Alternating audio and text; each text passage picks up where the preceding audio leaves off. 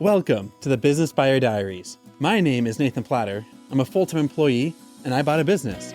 I did everything right, from finding the deal, handling all the due diligence on 63 opportunities, and ultimately bought a profitable gym. And boy was I in for a big surprise as a new owner. I chronicled everything in real time, including the biggest wins to the stressful nights at 2 a.m. I'm sharing my journey without sugarcoating anything, so you don't make the same mistakes that I did. Here's today's episode. Good morning. Well, today is an early morning. It's Monday, so Monday is going to be interesting. For one of my side things I'm working on, I'm trying to get my website up, trying to get it hosted on a certain site, and it's been a hassle. Just the tech. I'll throw out some nerdy stuff. I don't all know what's going on, but when you buy a website, like it's hosted somewhere, then there's a server somewhere, there's IP addresses, there's DNS records, there's authentication things. There's a lot of tech to have like a legit website up and running. And the group I'm in has like support and stuff. And I was asking like my coach, like, hey, I'm trying to get this thing up and going. Can you help me? He's like, oh yeah, man, go to our support calls. And there's like 3 support calls this week. One's on Monday, one's on Wednesday, one's on like Friday. And I didn't want to wait. Like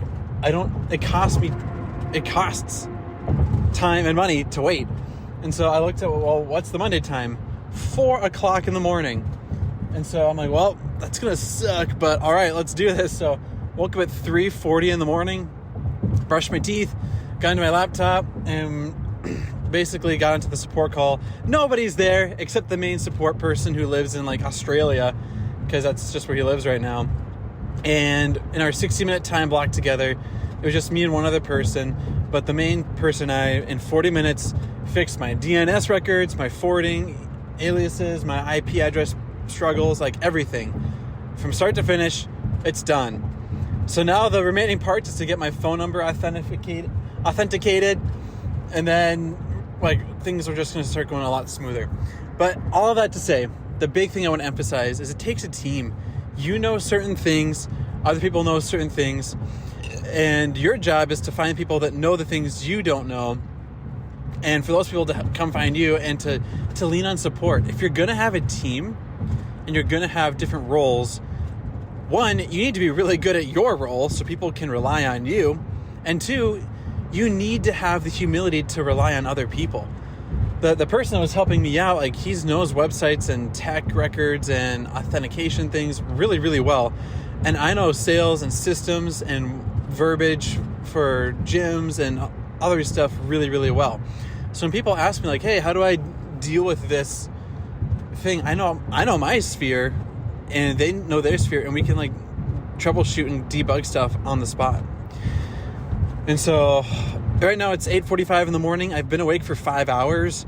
I kind of feel like it's time for a snack. So I ate my late breakfast, but it was just really, really meaningful and valuable to be reminded yet again to know your set of skills, to be very good at those skills, and then to rely on other people for their skills. And if there's a gap, like we'll just make some up. Like there's accounting, HR, legal, sales, marketing, operations, maintenance requests, like for in-person like facilities, building workout programs. Like you're going to only know certain things.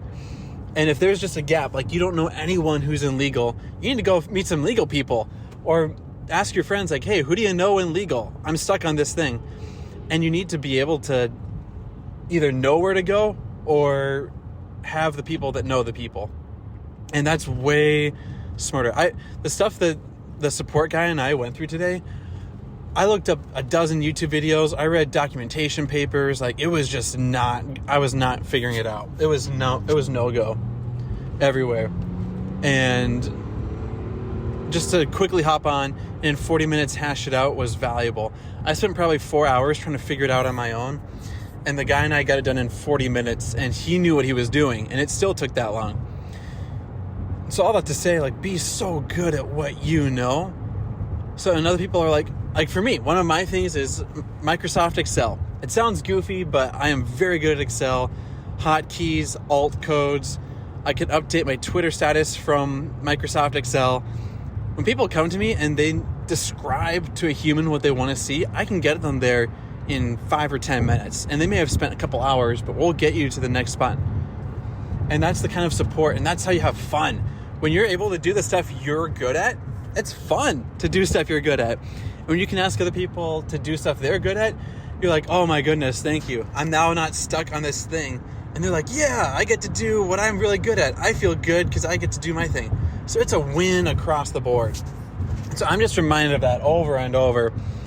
And increasing speed, outsourcing to experts, it's the way to go. Don't fight battles on your own. Don't try to figure it out on your own. Don't try to DIY stuff. There's some things you can do. Like here's an example. My father-in-law really, at one point in his life, really liked fixing up old homes. He liked the drywall, the painting, the electrical work, the plumbing, like retrofitting a bathroom. Like, he liked that stuff. If you have the time and the patience, like, take your leisurely time learning that new skill. That can be part of like human development, personal development. But nowadays he's like, no, I'm not going to do that anymore. I'm going to outsource it. Totally fine. Do that.